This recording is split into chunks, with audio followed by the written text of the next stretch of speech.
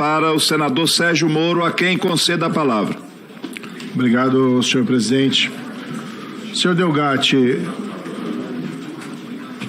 nós tentamos levantar aqui a sua ficha corrida, seus antecedentes criminais. Confesso que tivemos alguma dificuldade, porque ela é bastante extensa. Eu perguntaria quantos processos por crimes de estelionato o senhor respondeu ou responde?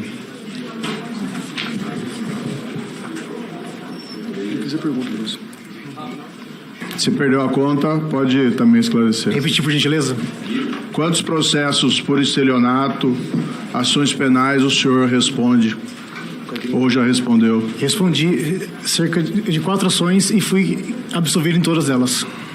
Nós pegamos uma lista aqui De uma perseguição que eu... 46 processos, seja em fóruns de Ribeirão Preto, Araraquara, Rio Claro, Justiça Estadual.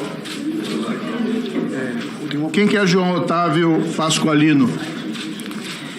Era um gestor de um banco que ele citou meu nome e na audiência, segundo ele foi coagido a falar meu nome porque em Araraquara eu sofri uma perseguição de um promotor e um delegado. O senhor foi condenado nesse processo. O senhor disse que foi absolvido. Não, eu tenho acordo aqui, o senhor foi condenado.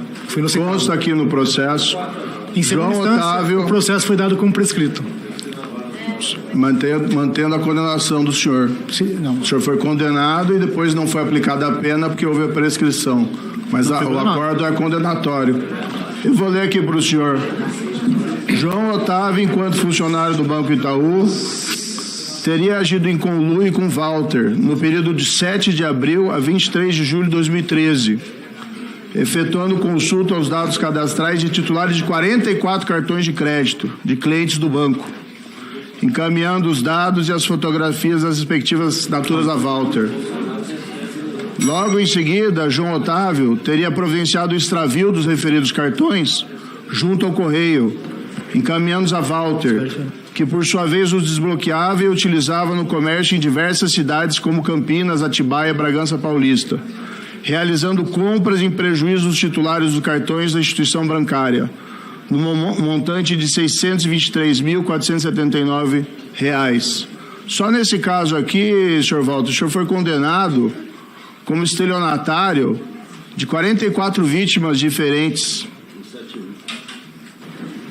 Quantas vítimas o senhor já provocou de estelionato? Quantas pessoas foram vítimas do estelionato que o senhor praticou? Relembrando que eu fui vítima de uma perseguição em Araraquara, inclusive equiparada à perseguição que Vossa Excelência fez com o presidente Lula, integrantes do PT, e ressaltando que eu li as conversas de Vossa Excelência e li a parte privada e posso dizer que o senhor é um criminoso contumaz. Cometeu diversas irregularidades e crimes. Pediria aqui que fosse advertido o depoente que não pode chamar um senador de criminoso cometendo crime de calúnia. Peço escusas, então. O senhor, por favor, respeite aqui o plenário desta casa. Retiro o que eu disse, peço escusas. O bandido aqui, desculpe, senhor Walter, que foi preso é o senhor. O senhor não foi preso, o senhor foi condenado. O senhor foi condenado. O senhor é inocente como o presidente Lula, então, é isso? Solicito que haja respeito de ambas as partes. Solicito que haja respeito de ambas as partes. A testemunha deve ser tratada com respeito e é obrigação desta presidência assegurar que os integrantes dessa casa sejam tratados com respeito. Por favor, que não se repita mais. O senhor está sendo tratado por herói aí como por parte dos indagadores que foram aqui. Consta na denúncia que o senhor foi denunciado, o senhor disse que confessou esses crimes, que o senhor teria, a folha 21 da denúncia do Ministério Público, invadido o dispositivo de 176 pessoas. É isso, senhor Walter? Sim, eu confessei isso. Dentre essas pessoas, só para alertar aqui as pessoas que estão ouvindo, nós temos... O senhor fala que o senhor fez isso para desmascarar a Lava Jato, mas vamos aqui para a lista. Ministro Paulo Guedes, Abílio Diniz, Davi Alcolumbre, senador dessa casa, Baleia Rossi, Chaim Zahrer, E aqui eu chamo a atenção do presidente da mesa, presidente, não para lhe imputar nada, mas seu nome está na lista aqui das pessoas que tiveram os dispositivos invadidos ou tentativa de invasão. Está aqui Cid Gomes, Flávio Bolsonaro, Ana Paula Godinho, Luciana Lócio. O senhor invadiu o dispositivo, então, de pelo menos 176 pessoas? Sim, acredito que mais que isso. Que, inclusive, eu cheguei às conversas de Vossa Excelência com o procurador o Dallagnol, e essas conversas elas foram chanceladas pelo STF e são utilizadas até hoje para anular condenações de pessoas inocentes. Pessoas que cometeram crimes contra a Petrobras roubaram dinheiro, é isso? Eu fico com a versão do STF que... Sérgio Cabral, por exemplo, é inocente.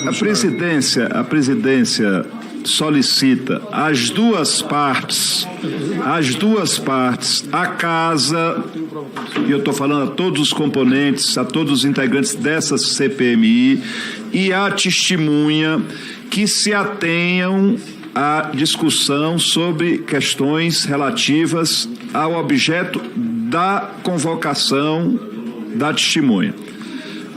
Senão, nós vamos entrar aqui numa discussão que não creio acrescentará nada a essa comissão. Presente. Compreendo até a tese de quem faz o uso da palavra agora, de que deseja descaracterizar a testemunha ou caracterizá-la como uma pessoa que infringiu a lei. Mas a decisão do Supremo, que coloca aqui a testemunha, nos obriga a tratá-lo com respeito. E é só isso que eu peço que seja cumprido aqui. O senador Moro pode fazer as suas observações e peço que a testemunha se limite a responder os questionamentos do senador Moro e que não invada em comentários. Por favor. Presidente, só por uma questão de ordem. Questão de ordem, a senadora Damares. Eu estou vendo assessores da esquerda orientando advogados do depoente. É depoimento combinado que os assessores de esquerda falem com seus parlamentares, mas não venham orientar advogados do depoente. Presidente, questão de ordem. Questão de ordem também. Eu quero lembrar que a testemunha deve ficar aqui de forma incomunicável, inclusive com seus advogados. Questão de ordem, presidente, é que tem que seguir. Pela ordem. A senadora não fez nenhuma questão de ordem.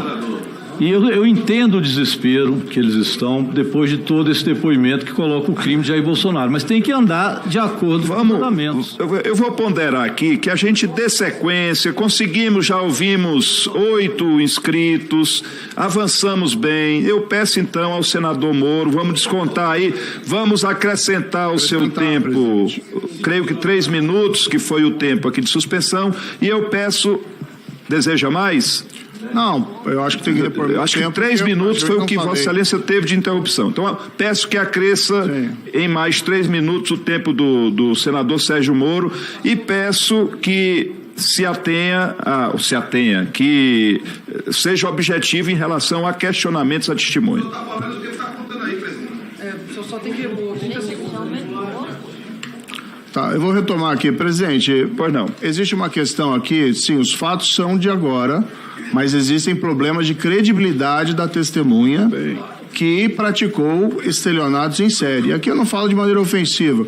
Quando ele me ofendeu, sim, aí eu tenho que redarguir. Mas estou perguntando sobre fatos objetivos de estelionatos que ele praticou e o que é o cerne do estelionato? A fraude, a falsidade, a mentira contumaz.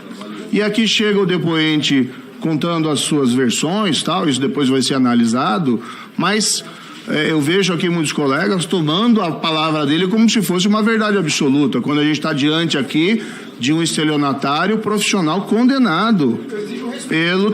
Condenado, é uma condenação de trânsito em julgado, doutor.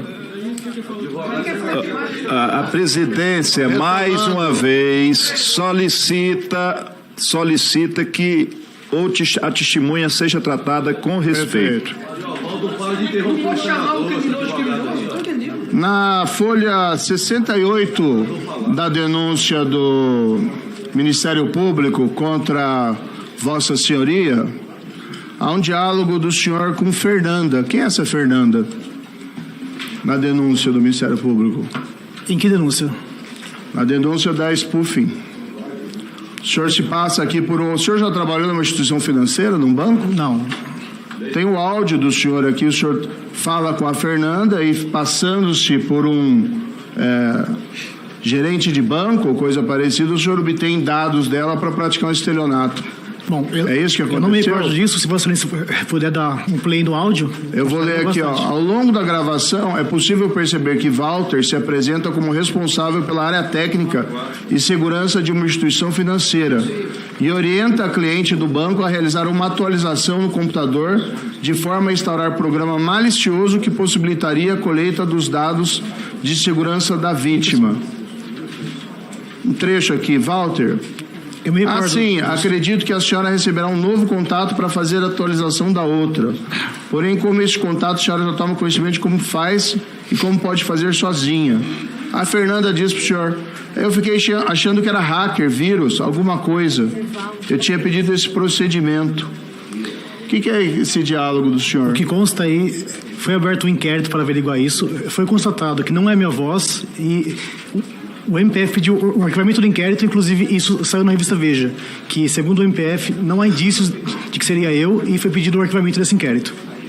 Não, o que consta aqui na denúncia não tem essa informação. Eu peço aos presentes que consultem isso ao Google, revista Veja, sobre o inquérito de fraudes. Segundo o MPF, não há indícios de que seja eu.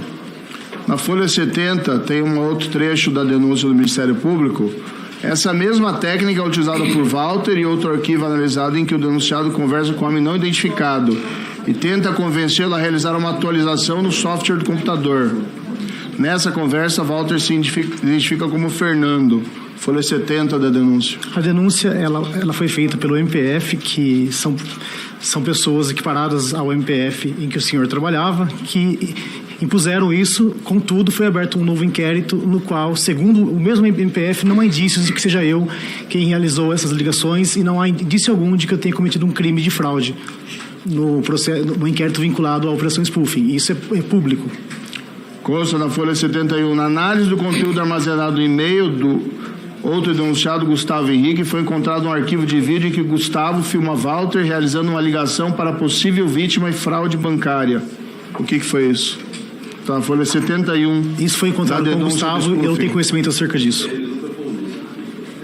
O senhor não confirma que o senhor utilizava os meios de informática para praticar golpes contra pessoas e conseguir cartões de crédito, valores? Não tinha isso? O senhor não fez isso? Eu confirmo, inclusive, eu fui investigado por isso pelo MPF, com todo o poder estatal, e segundo eles, não há indícios de que eu tenha cometido algum crime.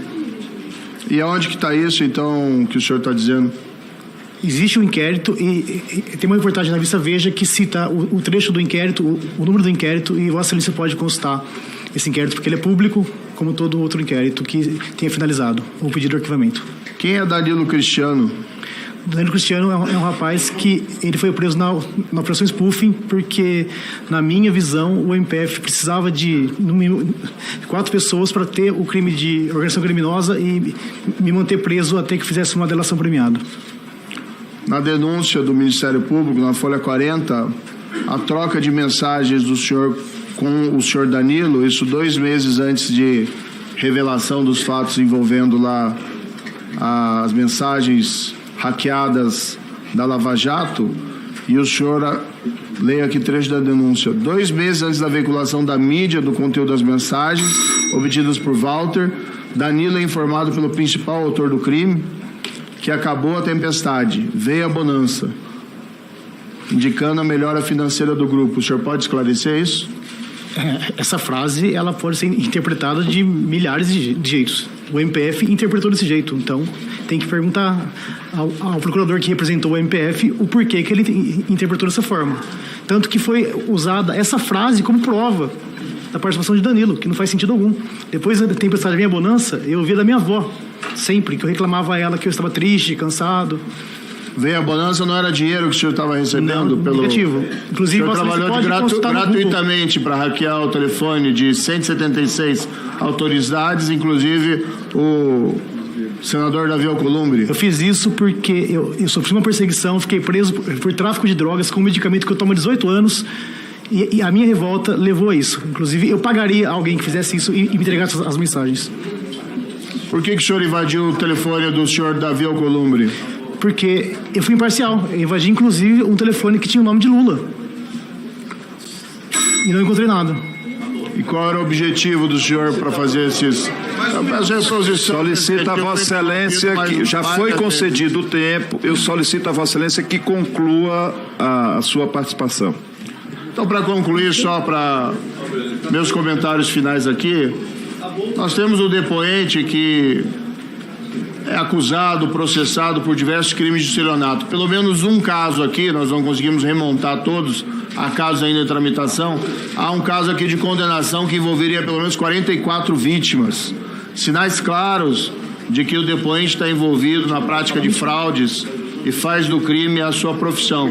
O que ele fala aqui, nós temos que, de fato, analisar, mas nós não podemos ter a palavra de alguém envolvido em crimes em série, inclusive de estelionato, como verdade. Por isso faço o alerta aqui a muitos dos senadores parlamentares que estão tratando o depoente como uma espécie de herói, com que esse herói já fez como vítima diversas pessoas inocentes. Conclua, senador. Não só hackeando, mas roubando-lhe valores através